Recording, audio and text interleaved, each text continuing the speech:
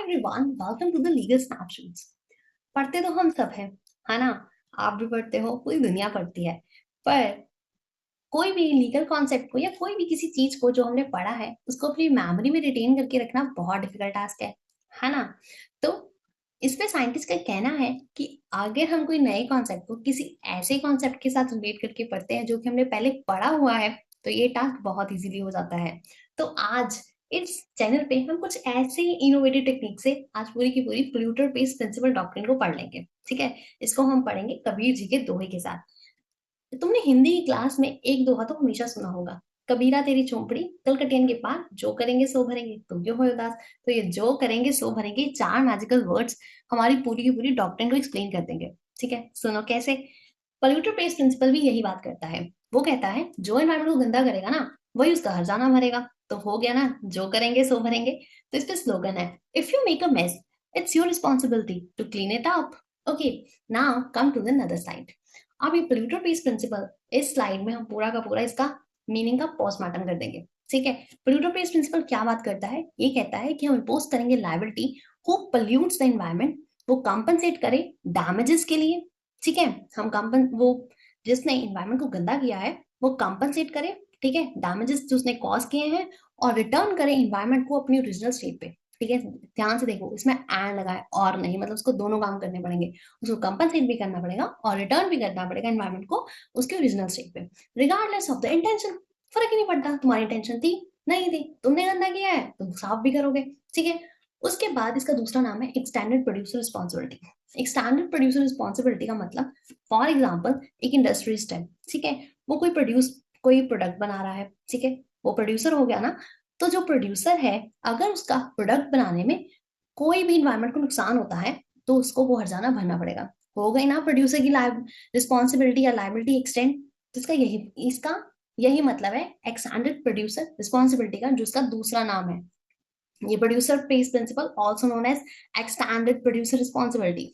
ठीक है, okay, now come to the another slide. ये सबसे पहले ये जो प्रिंसिपल है, ये डॉक्ट्रिन है, ये सबसे पहले इंट्रोड्यूस की गई थी organisation for economic corporation and development में इन 1972। इसका गाइडेड प्रिंसिपल क्या बोलता था कि जो कॉस्ट है पोल्यूशन की वो रिफ्लेक्ट करेगी प्राइस ऑफ प्रोडक्ट में। जैसे मैंने पहले बोला कि जो प्रोड्यूसर है वो प्रोडक्ट बना रहा है, उससे कोई भी इन्वायरमेंट को नुकसान हो रहा है तो उसको हर्जाना भरना पड़ेगा, मतलब वो प्राइस ऑफ द प्रोडक्ट में आ जाएगी। सेम मतलब हो गया ना। उसके बाद ये सुनो, रियो डेक्लेरेशन का जो प्रिंसिपल नंबर 16 है वो बात करता है पोल्यूटर पेस प्रिंसिपल की ही। ठीक है, वो क्या बोलता है कि जो पोल्यूटर है वो बेयर करेगा कॉस्ट किसकी, पोल्यूशन की। ठीक है, उसके बाद हम आगे आते हैं। इंडियन जुडिशरी का सबसे लैंडमार्क केस है Indian council for एनवायर legal action versus union of India 1996 का ये केस है। ठीक है, इसमें क्या कहा गया कि जो पर्सन है, जो भी पर्सन कोई भी डेंजरस हजार्डियस एक्टिविटी कर रहा है, ठीक है, जिसके कारण लॉस हो रहा है इन्वायरमेंट को, तो उसकी लायबिलिटी बनेगी कि वो मेक गुड करे, मतलब वो कंपनसेट करे, इररिस्पेक्टिवली उसने सारे रीजनेबल केयर ली थी नहीं ली थी, उसको कंपनसेट करना पड़ेगा। मतलब वही हो गया ना कि इंटेंशन है नहीं है, आपको कंपनसेट करना पड़ेगा। तो सेम, आपने रीजनेबल केयर ली है नहीं ली है, आपको तो कंपनसेट करना पड़ेगा। ठीक है, अब आगे सुनो, आगे इसका सेकंड केस। ठीक है, इसका सेकंड केस हम एक बहुत अच्छे अपने आर्ट से समझेंगे।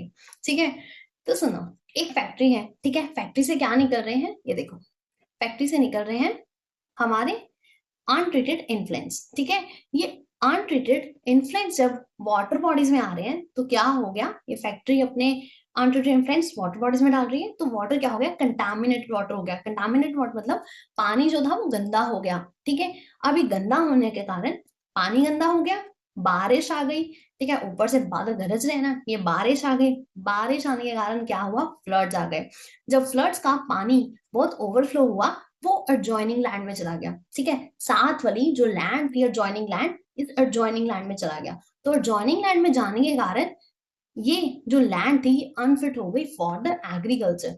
ठीक है, तो इस पे सुप्रीम कोर्ट का कहना था कि इंडस्ट्रीज को क्या आप ऐसे नेसेसरी स्टेप लो जो कि वापस रिस्टोर करें इसको ओरिजिनल कंडीशन पे।